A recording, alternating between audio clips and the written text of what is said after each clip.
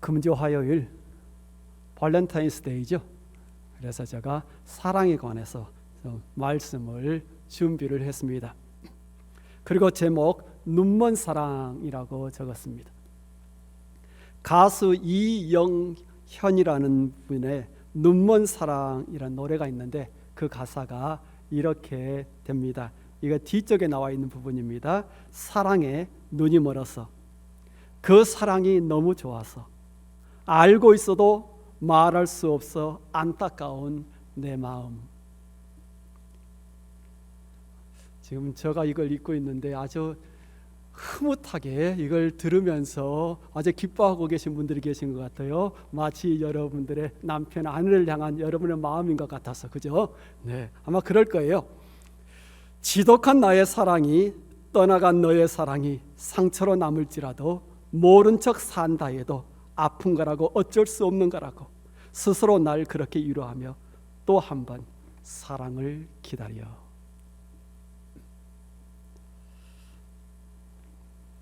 자, 눈먼 사랑, 참으로 아픈 사랑을 노래합니다.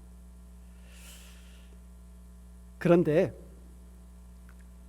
바로 이러한 사랑이 성경에 자주 언급이 되고 있습니다. 사랑에 눈이 멀어 그 사랑이 아픈 줄 알면서도 그것을 멈출 수 없어 사랑하고 또 사랑하는 이의 안타까운 마음, 성경은 수없이 많은 곳에서 언급을 하고 있습니다. 그토록 아픈 사랑을 멈추지 못하고 사랑하는 이는 도대체 누구일까요? 물론 그분은 하나님이시죠. 우리의 하나님. 눈먼 하나님의 사랑은 선지자 호세아의 글에 가장 극명하게 나타납니다. 하나님께서는 선지자 호세아에게 음란한 여인을 찾아가 그녀와 결혼을 하도록 하시죠. 그래서 호세아는 가서 디볼라임의 딸 고멜을 아내로 맞이했고 아들을 낳아서 그 이름을 이스르엘이라고 지었습니다. 그리고 얼마 후 다시 딸을 낳아서 로루하마라고 짓습니다. 그런데 그 아내가 아들과 딸을 낳았으면 정신 차리고 남편과 함께 계속적으로 사랑을 하며 가정을 꾸려야 되는데 그만 다른 남자와 눈이 맞아 남편과 자식들을 버리고 집을 떠나갑니다. 그런데 하나님께서 호세아에게 이렇게 명하십니다. 너는 또 가서 타인의 사랑을 받아 음녀가 된 그녀를 사랑하라.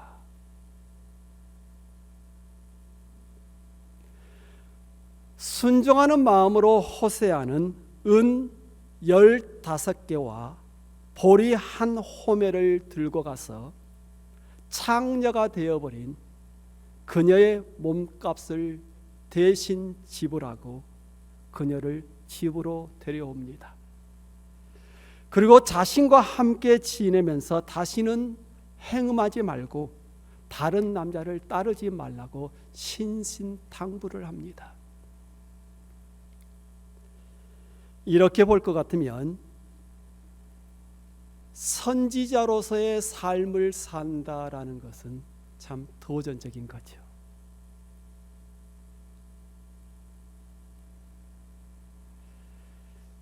그런데 사실은 하나님께서 선지자 호세아에게 음란한 여인과 결혼을 하도록 하셨던 것은, 그리고 그녀를 다시 찾아가서 데려다가 살도록 하셨던 것은 이유가 있었던 겁니다. 선민인 곧 택함 받은 이스라엘 백성이 하나님을 떠나 바알과 아세라상을 섬기고 있었습니다. 곧 이스라엘 백성이 이방 신들과 영적으로 간음을 하고 있었던 겁니다. 그러한 백성조차도 하나님은 사랑하사 데려다가 자신의 백성으로 삼으십니다. 그들이 깨끗해서가 아니라 그러한 백성이라도 여전히 데려다가 자기의 백성을 삼습니다. 그런데도 불구하고 그 백성은 또다시 하나님을 떠나 이방신들과 영적인 간음을 계속하지요. 그런데도 하나님은 그러한 백성을 여전히 사랑을 하신다라는 겁니다. 그렇다면 하나님의 그러한 사랑에도 불구하고 영적인 간음을 지속적으로 하는 그 백성들, 이제 하나님이 어떻게 하셔야 할까요? 끊임없이 영적 간음을 하는 그들을 어떻게 해야 할까요? 그들을 외면해야 할까요? 그들을 내쳐버려야 할까요? 호세아서를 보느라면 하나님께서 이렇게 애통하십니다. 에브라임아, 내가 너에게 어떻게 하랴? 유다야, 내가 너에게 어떻게 하랴?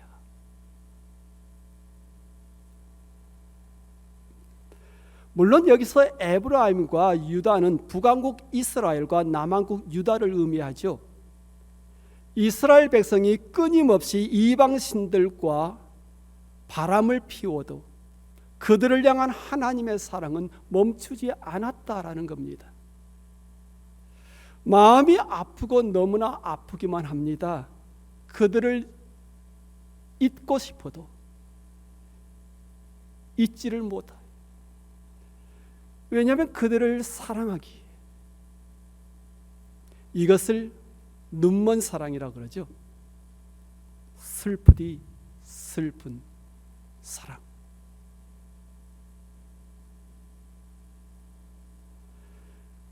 그 사랑으로 하나님께서 이렇게 말씀을 하셨습니다. 여호와는 만군의 하나님이시라. 여호와는 그를 기억하게 하는 이름이라. 그런즉 너의 하나님께로 돌아와서 인애와 정의를 행하며 항상 너의 하나님을 바랄지어다. 내가 그들을 수월의 권세에서 속량하며 사망에서 구속하리니 사망아, 내 재앙이 어디 있느냐? 수월아, 내 멸망이 어디 있느냐? 뉘우침이 내 눈앞에서 숨으리라. 이렇게 볼 때 음란한 이스라엘 백성을 향해 하나님은 눈먼 사랑을 계속 하셨던 겁니다. 그 외에도 사랑의 눈이 멀어 있는 하나님에 관해서 성경은 무수히 많은 곳을 이야기를 하고 있는데 다니엘서에서도 그 사랑을 발견할 수 있습니다. 다니엘의 세 친구 사드락과 메삭과 아벳느고가 느부갓네살이 만들어 쓴 거대한 금신상 앞에서 엎드려 절하지 않았다는 이유 때문에 풀무불에 던져지게 되죠. 그 불은 평소보다 7배나 더 뜨겁게 달궈졌습니다. 하지만 풀무불 속에서 그 세 친구들은 죽지를 않았습니다. 오히려 불 가운데서 걸어 다녔다고 그래요. 그런데 실로 이상한 일이 또한 일어났습니다. 그 불 속에 3명을 집어넣었는데 4명이 있었던 겁니다.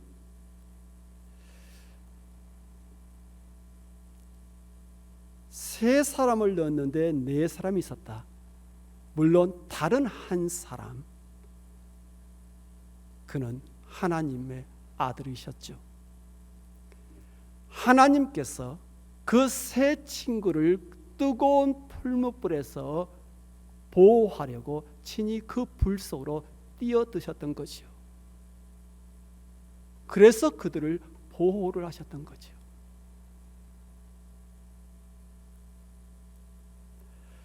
더 나아가서 사랑의 눈이 먼 하나님은 자기의 독생자를 이 세상에 보내도록 했습니다. 하나님이 세상을 이처럼 사랑하사 독생자를 주셨으니 눈먼 사랑이 아니었다면 하나님이 사람이 되어 죄악된 이 세상으로 들어올 이유가 없었습니다. 거룩하신 하나님은 거룩한 곳에 계시면 되었던 겁니다. 그리고 하나님은 하나님의 공의를 실천해서 세상을 멸해버리면 되는 겁니다.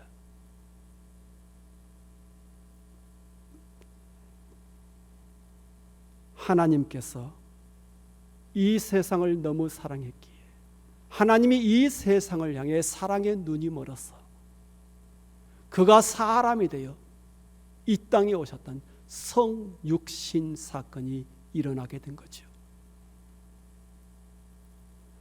빌립보서 2장 6절 7절입니다. 그는 근본 하나님의 본체시나 하나님과 동등됨을 취할 것으로 여기지 아니하시고 오히려 자기를 비워 종의 형체를 가지사 사람들 같이 되셨고, 하나님이 이보다 더 낮아질 수는 없는 거죠. 물론 그 낮아짐은 그의 눈먼 사랑 때문에 가능했던 겁니다. 그가 사랑했던 우리 때문에. 그래서 그가 우리의 레벨로, 우리의 위치로 내려오셨던 겁니다. 죄악된 우리 속으로, 그 거룩하신 분이.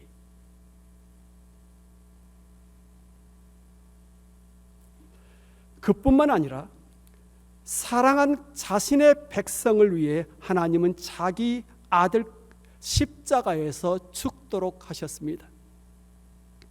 빌립보서 2장 8절이죠. 사람의 모양으로 나타나사 자기를 낮추시고 죽기까지 복종하셨으니 곧 십자가에서 죽으심이라. 자기 아들을 십자가에서 죽기까지 내오는 하나님, 참으로 눈먼 사랑을 하셨던 거죠. 그렇습니다. 하나님은 우리를 향해 눈이 멀었습니다. 사랑의 눈이 멀었던 거죠. 그리고 우리가 회개하고 하나님께 달려갈 때 사랑의 눈이 먼 하나님은 자신의 두 팔을 넓게 펴고서 우리를 받아주시죠. 그의 품 안으로 우리를 껴안아 주시죠. 어떠한 이유도 묻지 않으십니다. 어떠한 말도 하지 않고 그의 품으로 우리가 달려 들어가면 하나님은 우리를 조건 없이 받아주신다라는 겁니다. 왜요? 우리를 향한 그분의 눈먼 사랑 때문입니다.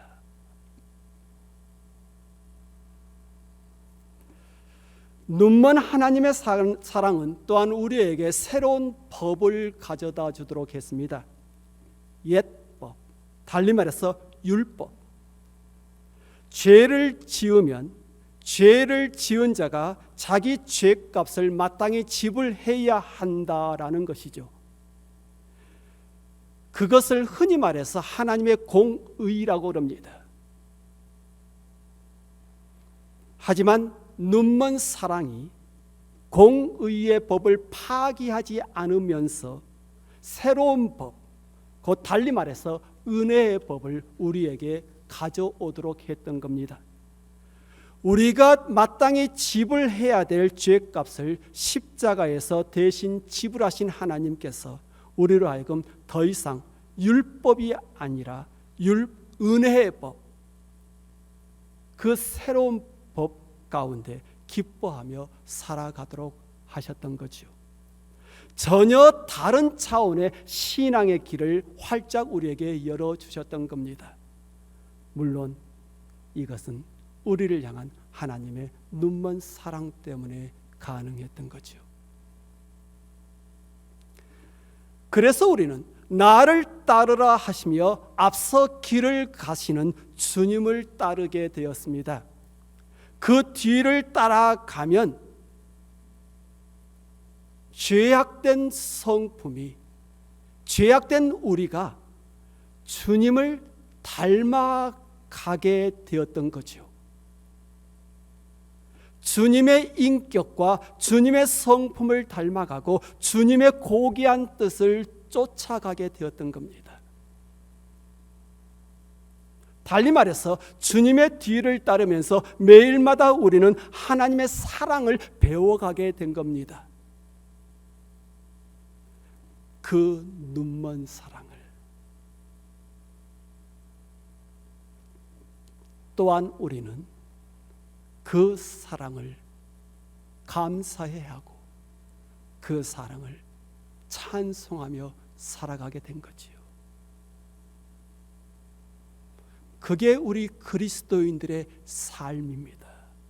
이 땅에서 우리의 삶, 저와 여러분의 삶. 그렇잖아요? 그렇지 않나요?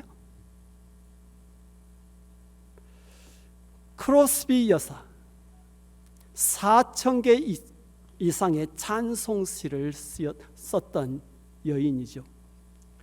우리 한국말 찬송가에도 무려 그녀의 찬송시가 23개나 실려 있습니다. 그녀의 작식 가운데 우리가 좋아하는 찬송 너무나 많습니다. 나의 갈 길을 다 가도록 예수 인도하시니, 나의 영원하신 기업, 오 놀라운 구세주 예수 내 주, 인내하신 구세주여. 참 주옥과 같은 시들이, 그 찬송시가 많은데 특별히 예수로 나의 구주 삼고라는 찬송시도 마찬가지죠. 그 찬송시 3절에 실린 가사 참 인상적입니다.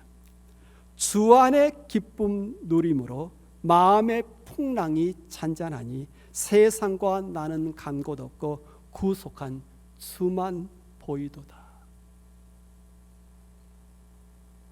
그런데 크로스비 여사 맹인입니다. 앞을 보지 못하는 여인입니다. 그런데 그녀가 매일마다 자신을 구원한 주님을 보며 살아간다라고 고백을 한 겁니다. 육신의 눈으로는 볼 수는 없지만 그녀의 영의 눈이 뜨였기 때문이죠. 그래서 그녀가 이렇게 말을 한 적이 있습니다. 하나님, 장님 만들어주신 것 감사합니다. 험한 세상 보지 않게 하시고 찬란한 하나님의 나라 보며 살게 하셔서 감사합니다. 우리가 귀담아 들어야 될 감사가 아닐까 싶어요.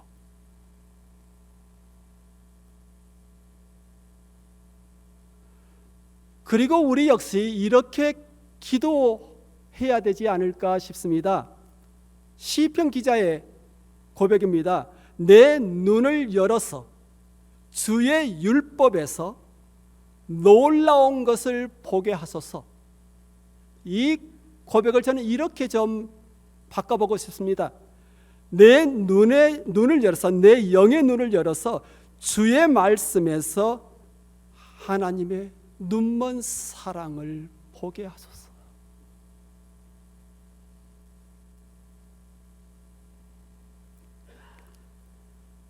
이 네 학자들은 사람이 사랑하면 눈이 먼다 그럽니다. 그런가요? 사람이 누군가를 사랑하면 눈이 먼데요. 반대로 사람이 누군가에게 화가 나면 그 역시 눈이 먼다 그래요. 그래서 보이는 것이 없어진다 그러죠. 이게 사랑을 하든 미워하든 눈이 멀어요. 자, 그렇다면 우리는 주로 어느 쪽에 속할까요? 우리는 사랑의 눈이 멀어 보이는 것이 없는 사람들인가요? 아니면 미움의 증오의 눈이 멀어 보이는 것이 없는 사람들인가요? 우리 하나님의 백성들은 전자에 속해야 돼요. 그죠? 사랑의 눈에 멀어 보인 것이 없어야지요. 오직 주님만 보여야지.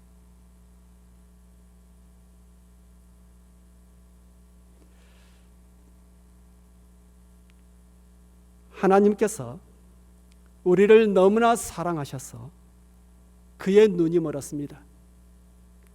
그래서 그가 그 눈먼 사랑을 하십니다. 우리에게 허물이 많아도, 여전히 죄가 많아도 하나님은 우리를 사랑하십니다. 그가 우리를 사랑한다는데 어찌하겠습니까? 인간의 논리와 사고는 그 사랑 앞에서 힘을 잃어버리죠. 아가서에 이러한 말이 있어요. 아주 유명한 말이죠. 사랑은 죽음과 같이 강하고 많은 물이 이 사랑을 끄지 못한다.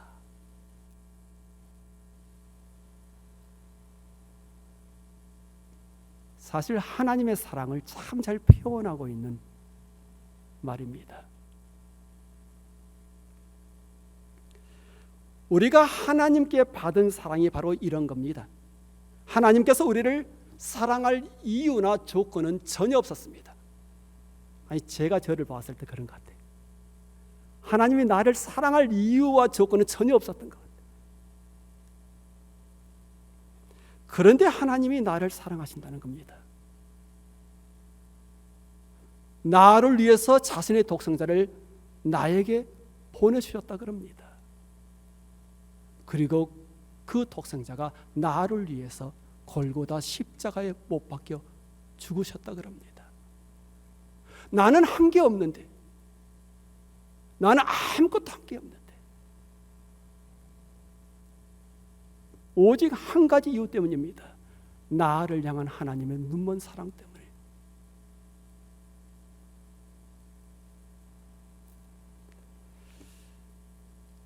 그래서 이 사랑을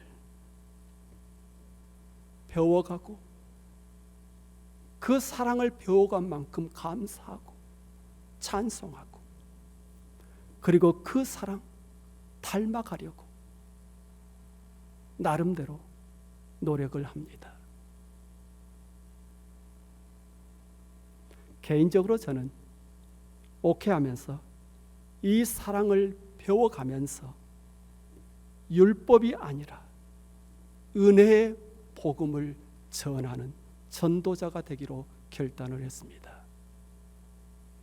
많은 분들이 나에게 율법 교사가 되어달라고 요구를 하곤 합니다. 하지만 저는 율법 교사가 아니라 하나님의 사랑과 은혜의 법을 전하는 전도자가 되고 싶습니다. 그리고 오직 그 사랑과 은혜의 법이 우리를 율법을 온전히 이루는 자로 변화시켜주는 능력이 있다고 보기 때문입니다. 사람들에게 율법을 지켜라고 강요하면 사람들은 더 율법을 지키지를 못합니다. 하지만 하나님의 사랑과 은혜에 깊게 젖어 들어가면 들어갈수록 오히려 율법을 더 잘 지키게 됩니다. 그래서 저는 율법 교사가 아니라 은혜의 법을, 사랑의 법을 전파하려고 하는 겁니다. 오래전 TV에서 소개됐던 이야기입니다. 한 여성이 이것저것을 돌면서 전단지를 뿌리고 다녔는데요. 그 전단지에는 내 남편을 찾아주세요라는 글이 적혀 있었습니다. 그 여성이 찾던 남편은 정신지체 장애자였습니다. 그녀는 과거에 장애인 보호시설의 교사로 일을 했었는데 자신이 헌신적으로 돌보았던 한 남성과 사랑에 빠져 그녀와 결혼을 하게 되었습니다. 정상인 부인과 정신지체 남편이 만나서 가정을 꾸린다는 거 처음부터 쉽지가 않았습니다. 남편은 전혀 돈을 벌 수 없었기에 부인이 다시 일을 찾아야 했는데, 그래서 자신이 잘 하고 있던 장애인 시설에 교사로 들어가서 일을 하게 된 겁니다. 그런데 남편이 그것을 오해를 했습니다. 아내가 자기를 다시 옛날 시설에 집어넣으려는 것으로 오해를 하고서 그만 어느 날 집을 나가버린 거예요. 그래서 그녀는 남편을 찾고 다녔던 겁니다. 기자가 그 여인에게, 그 부인에게 물었습니다. 남편을 왜 찾습니까? 그때 그녀의 대답이 이러했습니다. 그는 내가 아니면 아무것도 못합니다. 내가 아니면 하루 세끼 먹지도 못합니다. 그러고 나서 그 부인이 이렇게 계속 말을 합니다. 나는 그 사람을 사랑합니다.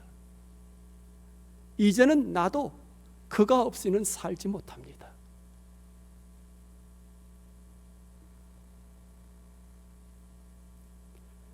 정신지체자 남편을 다시 찾아서 어쩌겠느냐라고 주위에서 계속 묻곤 합니다. 고마움도 표현할 줄 모르는 남자, 돈 한 푼 벌 수 없는 남자 다시 만나서 어쩌자는 거냐고 그렇게 다그칩니다. 그러나 그녀의 대답은 늘 한결같습니다. 나는 그 사람을 사랑합니다. 그 한마디가 모든 질문을 잠재우기에 충분하죠. 나는 그 사람을 사랑합니다.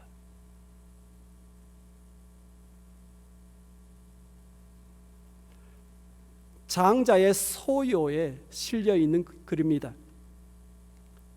가장 완전한 것은 마치 어지러진 것과 같다. 그래서 사용하더라도 해치지 않는다. 가득 찬 것은 마치 비어 있는 듯하다. 그래서 퍼내더라도 다함이 없다.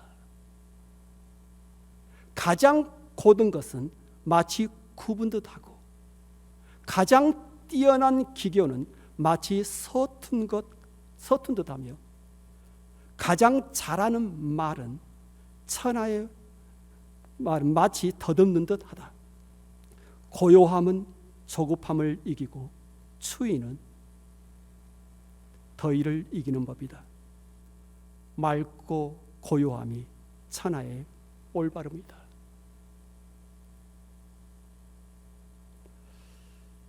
역설처럼 들릴지는 모르겠지만 진리를 깨달은 자가 이와 흡사하지 않을까 싶습니다.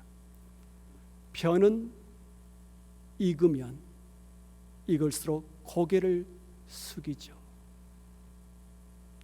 하나님을 알아가고 하나님의 사랑을 배워가는 것도 그와 마찬가지일 겁니다. 하나님을 알면 알수록 그의 사랑을 배워가면 배워갈수록 율법에 근거한 판단이나 정죄는 사라져갈 겁니다. 미움과 증오도 사라져갈 겁니다. 그래서 하나님께로부터 배운 그 눈먼 사랑으로 다른 사람들을 대하려고 할 겁니다.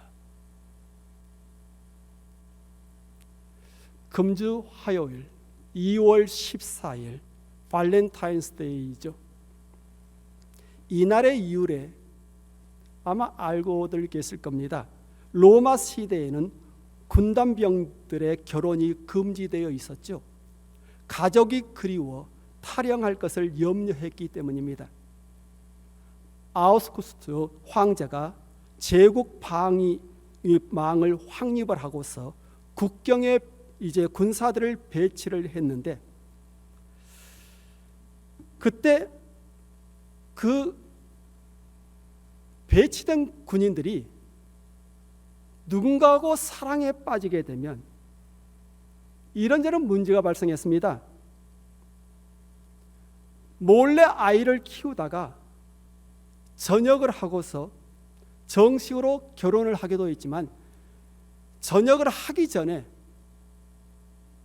가족이 그리워서 탈영을 하는 거예요. 그래서 군인들이 결혼하는 것을 금지를 했죠. 발각되면 엄벌에 처해졌습니다. 기원에 따르면, 그 전설에 따르면 발렌티노 신부는 서로 사랑하는 사람들을 위해 국가의 법을 어기고 몰래 군인들의 결혼을 성사를 시켜줬습니다. 그러다가 그게 발각되어서 사형에 처해졌습니다. 훗날 그의 고귀한 희생을 기리기 위해 생겨난 것이 성 발렌티노 축일, 곧 오늘날 발렌타인스데이 이렇게 부르죠.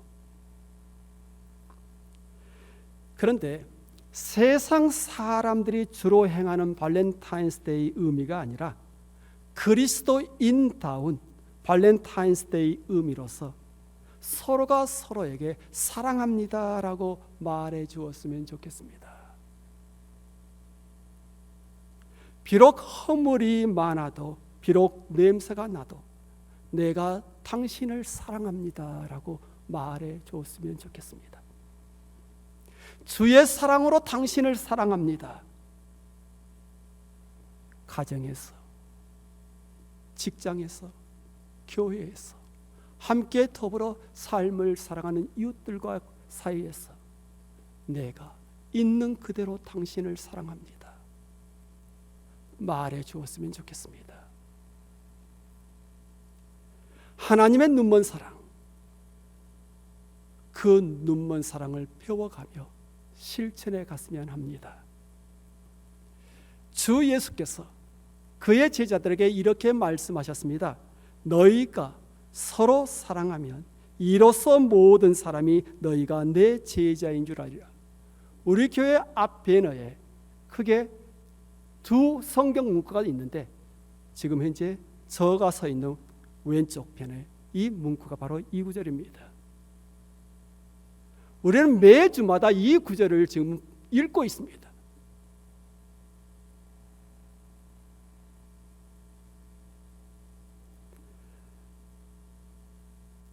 우리가 주님의 제자들입니까? 우리가 주님의 제자임을 어떻게 증명합니까?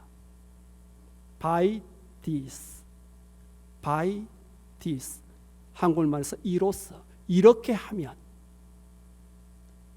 그렇다면 by this, 지금 이렇게 한다는 게 무엇입니까? 너희가 서로 사랑하면 그때야 비로소 너희가 나의 제자인 것을 알 것이다 라는 말씀이잖아요. 너희가 서로 사랑하면 예수 그리스도의 제자들로서 하나님의 사랑을, 하나님의 눈먼 사랑을 배워 그 사랑을 조건 없이 실천한다면 우리가 예수님의 제자임을 입증할 겁니다. 그러한 교회가 되어지기를 주의 이름으로 축원합니다. 기도합니다. 주 하나님, 예수님의 말씀을 기억합니다. 너희가 서로 사랑하면 이로써 모든 사람이 너희가 내 제자인 줄 알리라. 우리가 사랑할 때, 우리가 서로 사랑하고 있음이 확인될 때, 특별히 하나님의 눈먼 사랑을 받은 우리가 그 사랑을 배워가면서 조건 없이 남들에게 사랑을 실천할 때 우리가 누구인지를 우리 스스로가 입증할 겁니다. 정말 우리 벤나이스 연합감리교회 주님의 제자로서 우리의 모습이 입증되기를 원합니다. 특별히 예배 후에 갖게 될 설명회에 주의 성령께서 우리와 함께 하사 우리를 향한 하나님의 뜻을 들을 수 있도록 인도하시기를 원합니다. 그래야 주님의 교회가 우리 안에 있는 문제에서 벗어나 주님의 제자 공동체로서 성숙해 가고 그와 동시에 주님의 사랑의 복된 소식을 지역사회와 온 세상에 널리 전하는 도구, 교회, 구원의 방주자 될 수 있도록 인도하시기를 원합니다. 주 예수 그리스도 이름으로 기도합니다. 아멘.